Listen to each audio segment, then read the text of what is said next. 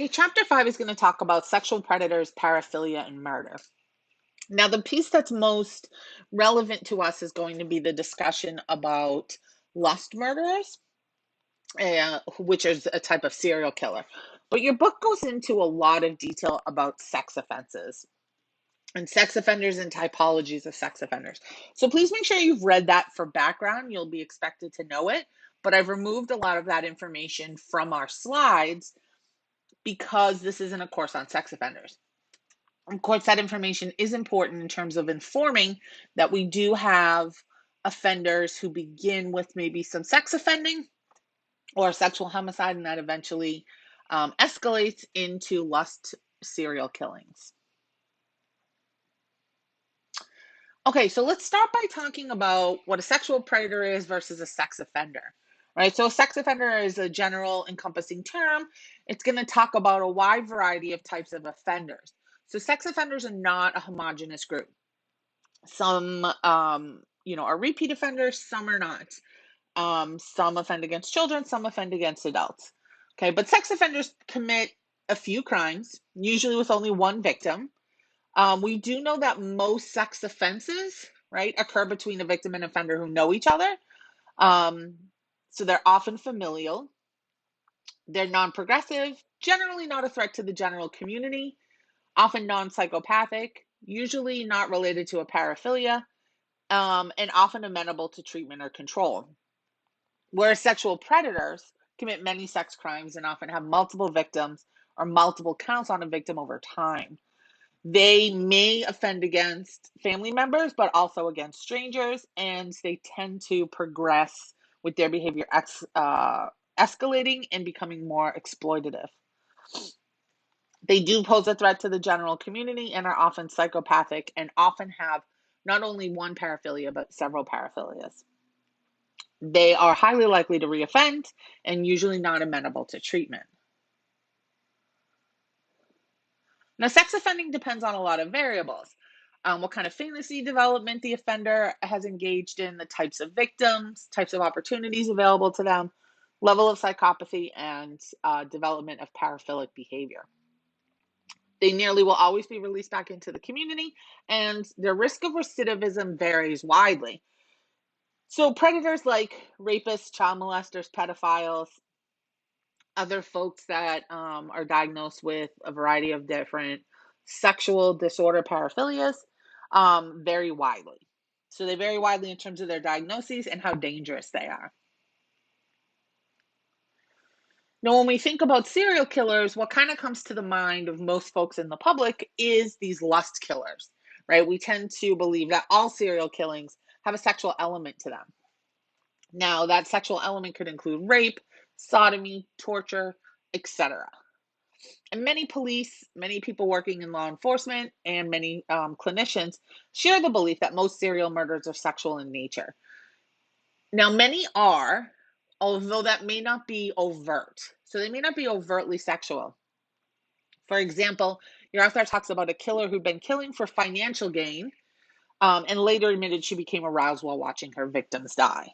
So the sexual element is not primary.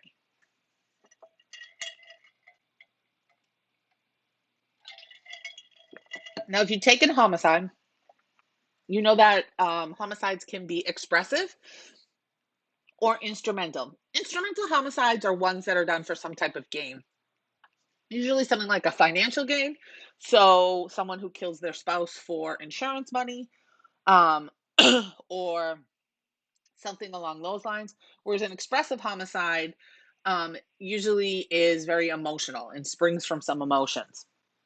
And so when we think about sexual killings or hate crimes that are murders, those tend to be what we call expressive homicides. Now, some researchers differentiate between sex murderers and lust murderers. A sex murderer is someone who has committed a sex offense and kills out of fear and a desire to silence their victim, whereas a lust murderer is killing as a result of some very deep-seated deviant sexual fantasies. And for some offenders, rape is just one form of sexual assault that they can inflict upon their victim. Now, Chan and colleagues in the 2011 study argue that serial murderers learn to offend from three sources. The first is regular and long-term exposure since childhood to sexually violent behavior and attitudes. The second is associating with friends or other influences, other people that are influential in your life who are known to be sexually violent. And the third is an imitation of sadistic pornography. So let's start to look at the role that paraphilias play. So the DSM, right, the Diagnostic and Statistical Manual of Mental Disorders, DSM-5 describes various forms of paraphilic disorders and defines them as lasting over a period of at least 6 months, where a person experiences recurrent, intense, sexually arousing urges, fantasies, and or behaviors involving situations and or objects occurring outside usual sexual norms. This could include non-human objects, non-genital body parts, suffering and humiliation of oneself or one's partner or persons who cannot give consent, such as children and persons who are disabled. These urges and fantasies and or behaviors create impairment and or significant distress for the subject. So how can we define this in a way that makes a little bit more sense for us? Paraphilias are sexual arousal or sexual gratification through unusual fantasies and or behaviors. We tend to see these in men much more than in women. And many paraphilias are not criminal, but they can develop into criminal acts. So for example, bestiality, sex with animals, has been documented since the 1400s. And this was a crime in England. The crime was called buggery, and it carried a death sentence in the 1600s. And your book goes on to talk a little bit about some more recent examples where people have been prosecuted for, having for bestiality. Now, a lot of paraphilias may involve fetishes. Fetishes, because they're a paraphilia, are going to have some of the same definition as a paraphilia, right? So, recurrent, intense, sexually arousing fantasies or sexual urges, typo, or behavior involving the use of non-living objects occurring over a period of at least 6 months. So, shoes are a common fetish. Now, many psychosexual disorders are a result of aberrant fantasy systems fueled by traumatic childhood and adolescent experiences.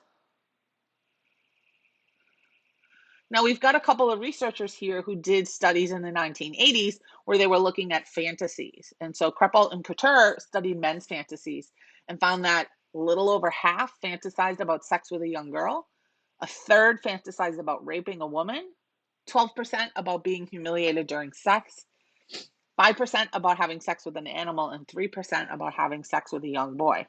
I would like to clarify again, we can't have sex with someone who's incapable of consent. Sex means consent.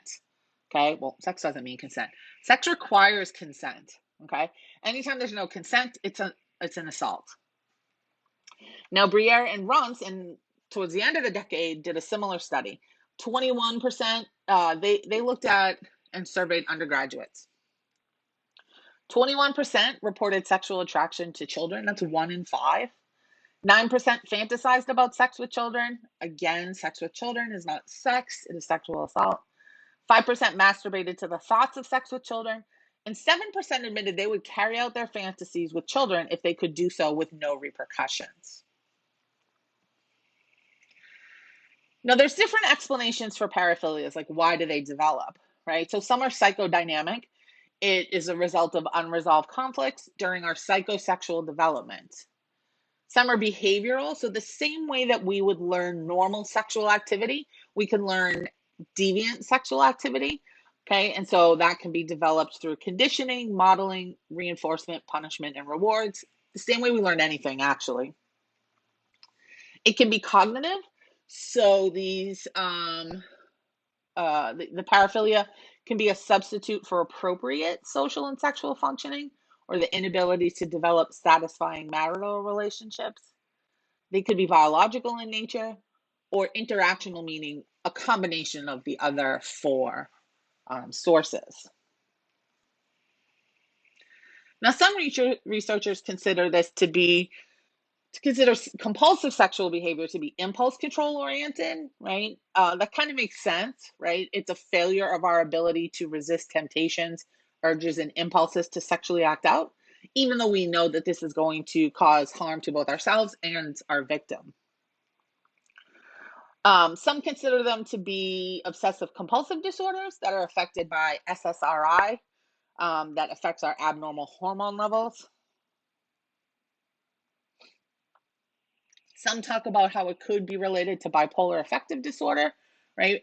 Folks that suffer from bipolar affective disorder often have in their manic phase overzealous, uncontrolled enthusiasm for interpersonal, sexual, or occupational interactions. And so there are some things that are sort of related to,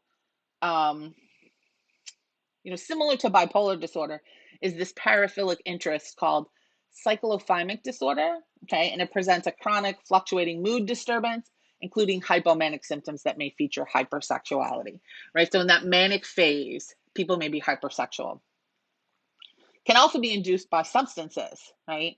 There's a high correlation of drug addiction with addictive sexual behavior.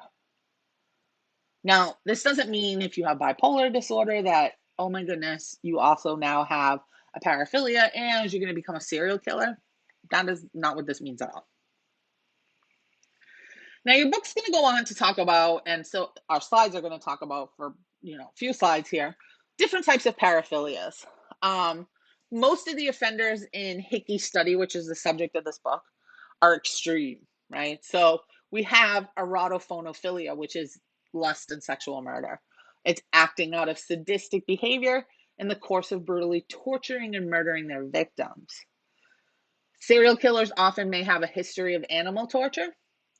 We talked in the previous chapter about the McDonald triad. Anthropophagy is eating someone's flesh or slicing off victim pieces of flesh. Autoeroticism is sexual arousal and gratification through self-stimulation. You may have heard of autoerotic asphyxiation. This is where someone uses like a scarf or some extensive rigging in order to cut off their own oxygen supply while they masturbate to enhance sexual gratification. Now, people have, there's a wide variety of paraphilias from which someone could suffer that are related to sexual deviance. So some people get gratification from feces or urine. I'm sure you're all familiar with exhibitionism, which is the deliberate exposure of oneself, right? Usually genitals to unsuspecting strangers, usually done by men. So when we think of someone who's flashing, that's exhibitionism. Fetishism is sexual gratification from objects. Gerontophilia is an attraction and seeking out of elderly persons. Clismophilia is becoming aroused through the administration of enemas. And infibulation is a form of self-torture, piercing one's own nipples, labia, clitoris, scrotum, or penis with sharp objects like needles, pins, and I have no idea what that's supposed to say.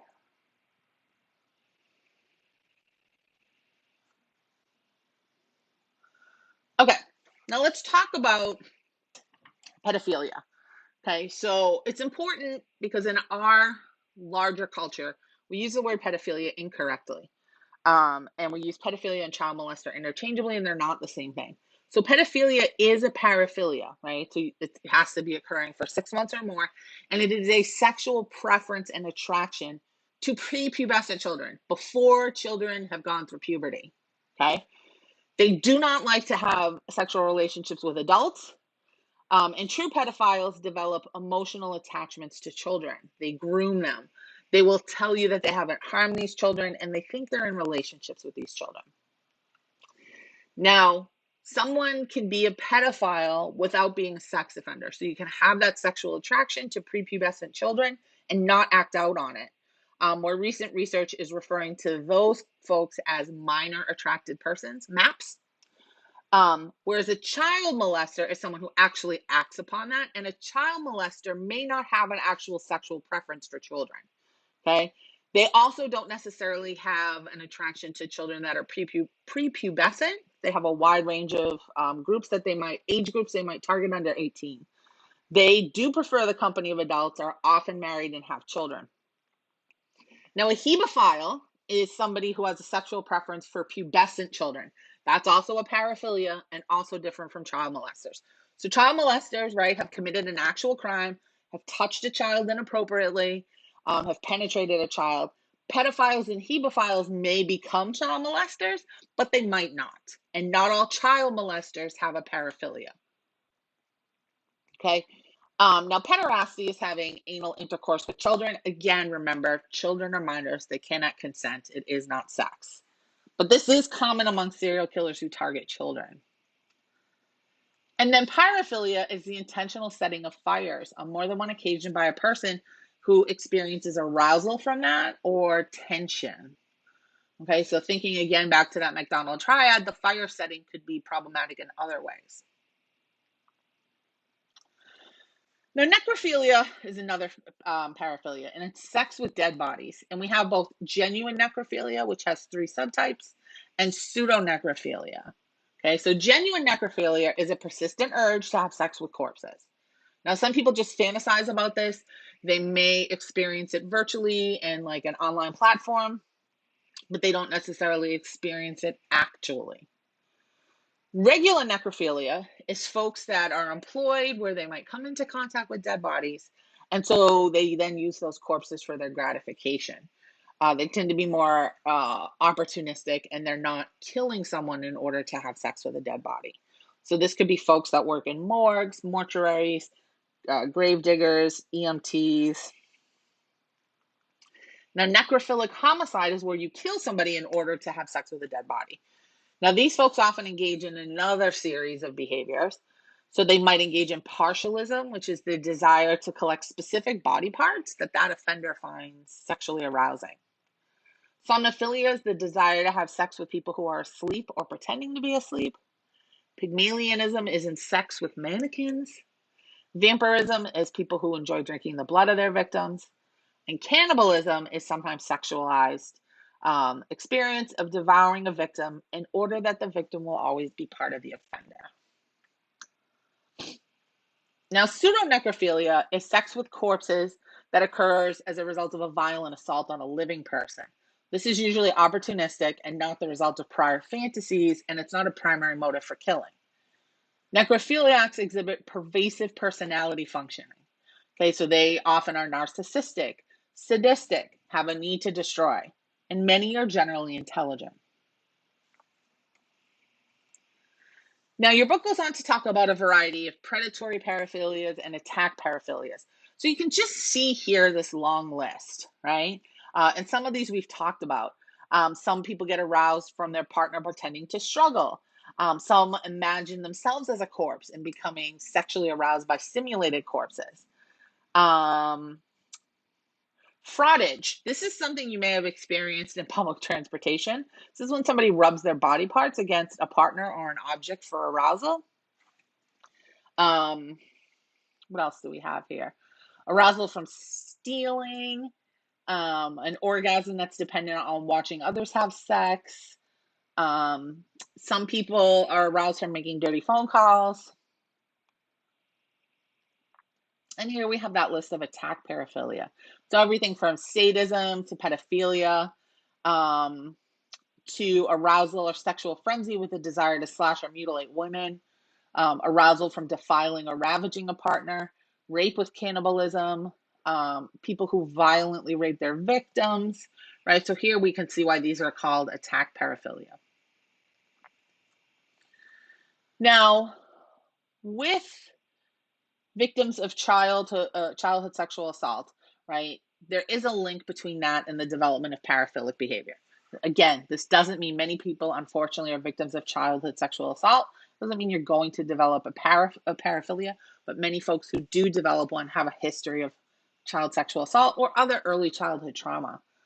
This could be exposure to incestuous behavior, either being a victim of that or witnessing that. And several researchers have talked about how sex offenders tend to develop what they see as a courtship with their victims. Paraphilics seek connection with others, just like everybody else does, but they often engage in non-consensual sexual relationships, which are called relationship paraphilic attachments. And this is born out of deviant fantasy and deviant behavior. And this leads us to the type of serial killer that most of us think about when we think about serial killers, and those are lust killers. So remember, sexual homicide is a broad term, right? It's any kind of homicide that includes a sexual element. So that could be rape and then murder. It could be lust killings. It could be killing after a sexual act in order to leave no witnesses behind.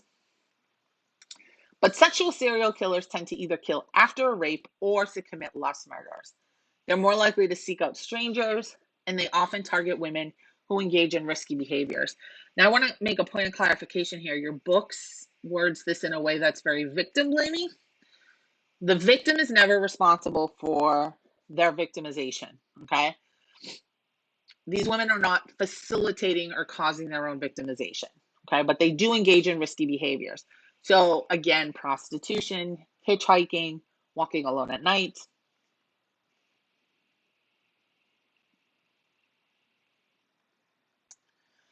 Now, this subgroup of serial killers, lust killers, reinforce that belief that serial killings are sexual in nature. But sexual gratification is not always the primary motive for killing. Sexual acts are often a way to gain control, maintain power, to degrade, to inflict pain upon the victim. They may engage in postmortem mutilation. Necrophilia is very common, and fear of rejection is so powerful for these killers that they can often only engage in the sexual activity once the victim has died.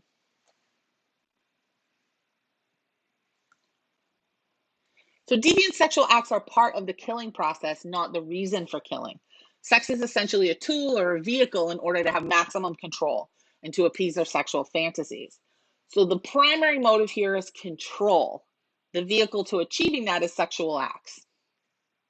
Now, the preferred method of killing for lust murderers is strangulation or asphyxiation. Now, this provides them with a very up close opportunity to have complete control. They can sexualize the fear of the victims and leave a signature.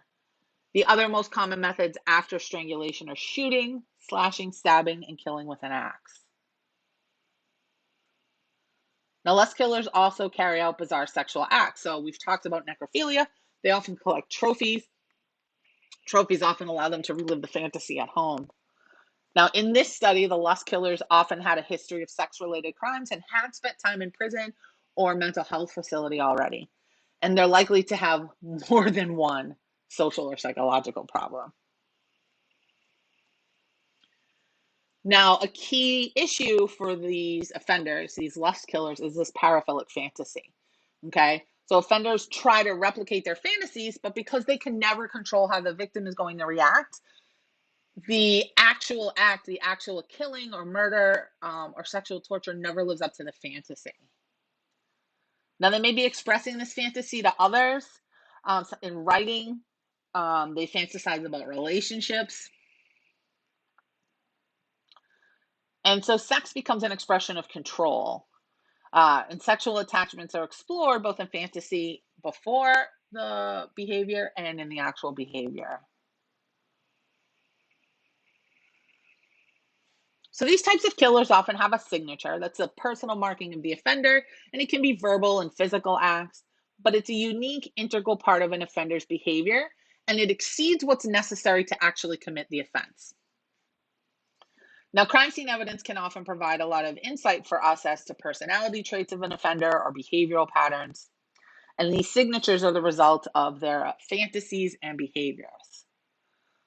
So sometimes it gets a little tricky differentiating between MO, modus operandi, method of operating, and signature. Okay. So the MO is what you have to do in order to actually commit the crime, and it's learned behavior. And it may change as the offender gains more experience. The signature is something that goes beyond what's necessary to commit the crime. It's a compulsion based on their fantasies, and it seldom changes, but it may evolve with each crime. Now, signatures can be verbal, exceptionally vulgar or abusive language.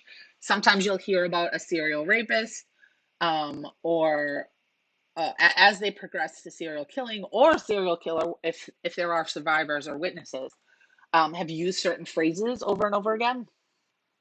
It can be sexual, so that can be a specific order of sexual activity, use of foreign objects, posing people. It can be physical, and that can include torture, bondage, or mutilation, or psychological, which is inducing fear.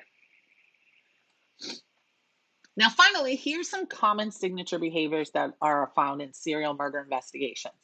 Attacks at someone's face, the method of body disposal, decapitation, mutilation, um, picarism, souvenirs and trophies.